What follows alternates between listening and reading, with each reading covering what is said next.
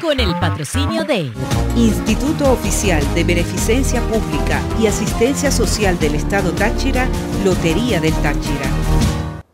Hola, ¿qué tal amigas y amigos de Mundo Aurinegro y de Meridiano Televisión? Bienvenidos una vez más a nuestro espacio que originamos como siempre desde la altura de los Andes venezolanos, el Estado Táchira. Y hablando de altura, tenemos a uno de nuestros jugadores de baloncesto. Se trata de José Maravilla Mora, nativo de La Grita, de nuestro estado Táchira. Bienvenido a nuestro espacio a través de Meridiano Televisión, José. Muchas gracias. Sí, bueno, aquí estamos. Vamos a ver qué te podemos aportar para que la gente y los fanáticos sepan un poquito de la vida de nosotros. Sí, señor. Maravilla, como alguien lo bautizó en alguna oportunidad, es nativo de La Grita, como lo dijimos al comienzo. Ha tenido ya una larga trayectoria en el baloncesto profesional venezolano, pero como todos los deportistas profesionales, tuvo un inicio. Y precisamente, José, quiero que hablemos de esos comienzos, de esos inicios del Maravilla Mora.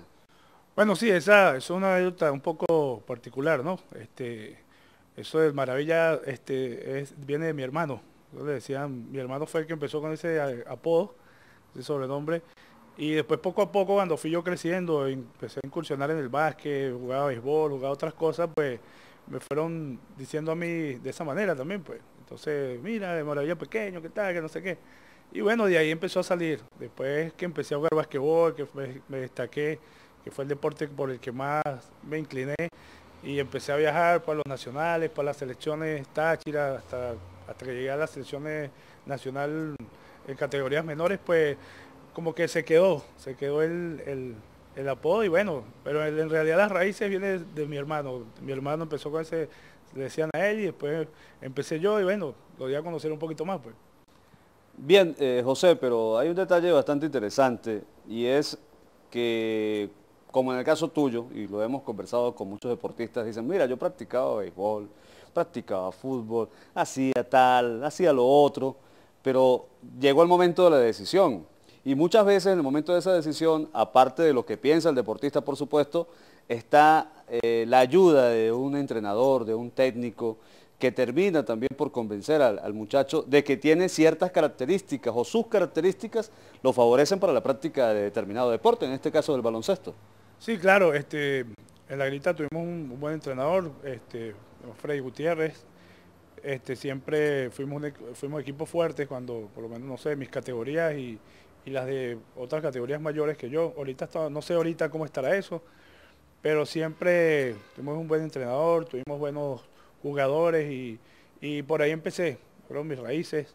Luego me vine para San Cristóbal a cierta edad, empecé a jugar aquí, tuve muy buenos entrenadores aquí, como fue el profesor Fortul, vino el cubano Pedro Chapé, y así muchos otros. He estado, pero en realidad mis raíces fueron de allá, de La Grita, después San Cristóbal, y ahí poco a poco, hasta que, bueno, con los nacionales me empecé a dar a conocer. Ahí empiezan los equipos profesionales a indagar y se dieron cuenta. Cuando jugué la Liga Nacional aquí el primer año, estuve más que todo en la reserva, tenía 16, 17 años, pero estuve ahí con Pedro Chapé, que fue un muy buen entrenador, que fue el primero que estuvo aquí en la Liga Nacional, y de ahí vino Glorieguita, que estuvo con Tiendas Res cuando era Panteras, que pasó a Tiendas Res, y el entrenador que era Carlos Gil, y bueno, ahí hablaron de mí, se acercaron hasta acá, me vieron jugando y me firmaron, pues hablaron con mi familia y pareció una buena opción. Habían varios equipos que estaban interesados, y bueno, la opción fue Panteras. No jugué los primeros años, tuve 2 años con Panteras de Miranda, fue primero Tiendas Red, después Panteras. En Panteras jugué el segundo año poco, al final ya estábamos eliminados, metieron a los rookies, a los jugadores novatos, y fue cuando jugué un poquito. Y bueno, ahí empecé a incursionar en el basquetbol profesional. Con un poco de tropiezo, los años no jugué, después no estuve en el equipo, no me llamaron, fui a practicar con Trotamundos, no me dieron el pase. Bueno, eso fue un poco de tropiezos, pero después, poco a poco seguí en la Liga Nacional, y cuando en realidad empecé a jugar fue con Trotamundos en el 99. El comienzo fuerte fue ahí, donde estuve regularmente siempre en los 12, jugué toda la temporada. Eso estuvimos con Néstor Salazar en el 99, que quedamos campeones ese año. Y de ahí en adelante, bueno, vinieron las cosas buenas. Después de Trotamundos me cambiaron y me fui para Gaitero, estuve en Gaitero estuve como 6 años aproximadamente. Después estando jugando con Gaiteros, también la gente de Guayqueríes habló con ellos, me prestaron, me fui para Guayqueríes y jugué 3 años en Guayqueríes y luego este año empecé jugando con Toros. Volviendo al tema de los entrenadores, José, y es que hay muchos entrenadores, no solamente en el básquet, en cualquier disciplina, que incluso a veces forman parte del crecimiento como persona del jugador. Sí, tienes toda la razón. Bueno, como te dije ya antes, en los inicios pues estuvo Freddy Gutiérrez de La Grita, después estuve aquí con Fortul, también estuvo Carlos Núñez, ahorita es entrenador de una universidad aquí, de la UNED. Y bueno, fueron entrenadores con los que empecé, que siempre cada cual aporta algo bueno para que uno vaya agarrando y vaya mejorando. Ya siendo profesional, pues cuando estuve aquí tuvo Pedro Chapé, que fue un cubano muy bueno, él jugó en la selección, después como entrenador también fue muy bueno. Y en la liga profesional, cuando empecé también estuvo Carlos Morales, que fue entrenador de la selección Puerto Rico, que está ahorita, es comentarista de ESPN. Y de ahí, bueno, fueron pasando, estuvo Néstor Salazar, Paco Diez, Silverio Leal de Barquisimeto, Julio Toro al final, Gustavo García de Maracaibo. Pero me acuerdo mucho de Carlos Morales, porque fue uno de los que en Trotamundos, cuando empecé ahí, me apoyaba muchísimo.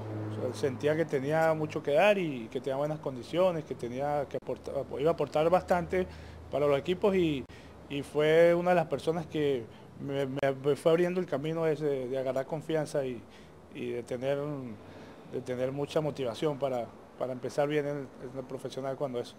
Pero el deporte tiene sus momentos alegres y momentos tristes. Y a veces incluso esos momentos tristes no tienen nada que ver con la carrera deportiva, pero llegan. Y esa fue una de las situaciones que tuviste que enfrentar en tu carrera. Sí, bueno, en situaciones difíciles vive uno muchos momentos, cuando lo eliminan, cuando termina la temporada, cosas así. Pero en realidad cosas que marcan, que uno lleva por dentro y que son inolvidables, por lo menos muchas veces son personales, cuando está uno jugando. En realidad pues en el 2006, cuando estuvimos jugando la semifinal para clasificar a la final contra Trotamundos, mi papá venía sufriendo de salud, estaba un poquito malo y cuando estuvimos jugando en Valencia, el día que nos eliminaron, resulta que cuando salgo del juego, que nos estamos cambiando, prendo el teléfono y escucho un mensaje y me quedé como en el aire, pues no sabía, no reaccionaba, me quedé viendo a un compañero, me acuerdo muy bien, y que era Alex Quiroz, y se quedó viendo así como que se dio cuenta que algo malo pasaba y fue en realidad cuando murió mi papá. Ese día después, mientras yo estaba jugando, mi papá falleció y de verdad fue un momento bastante difícil, bastante fuerte. Yo creo que eso fue un momento que marcó mucho mi carrera porque es algo que es inolvidable, que me sucedió jugando y recuerdo muy bien que no habían aviones, tuve que agarrar un autobús, venirme para mi casa en La Grita y bueno, para estar en el funeral de mi padre. Quiero que le envíes un mensaje a todos esos muchachos que piensan que no se puede. Bueno, sí, no, la vida da muchas vueltas y uno en cualquier momento le llega su hora. Hay un caso también muy bueno como es el de Johan Santana. Johan Santana es un pueblito también de por allá, de Tobar, y mira dónde está. Entonces yo creo que para todos tienen que tener ánimo y ser constantes, que en cualquier momento llega la hora de cada quien. Semana a semana, la Lotería del Táchira lleva a las comunidades las jornadas de salud por un pueblo sano, brindando atención médica gratuita y medicamentos a miles de venezolanos. Somos patrimonio del Táchira para Venezuela. Lotería del Táchira.